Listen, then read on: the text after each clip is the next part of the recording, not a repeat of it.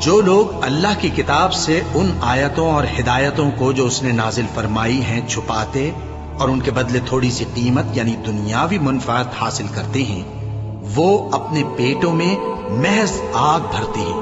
ایسے لوگوں سے اللہ قیامت کے دن نہ کلام کرے گا اور نہ ان کو گناہوں سے پاک کرے گا، اور ان کے لیے دکھ دینے والا عذاب ہے۔ اور جو کافر ہیں ان کے لیے دنیا کی زندگی خوشنما کر دی گئی ہے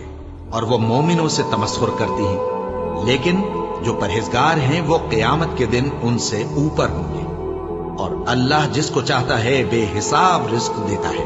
جو لوگ مومن یعنی مسلمان ہیں اور جو یہودی ہیں اور ستارہ پرست اور عیسائی اور مجوسی اور مشرک، اللہ ان سب میں قیامت کے دن فیصلہ کر دے گا۔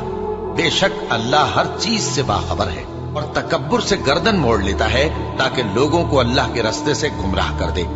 اس کے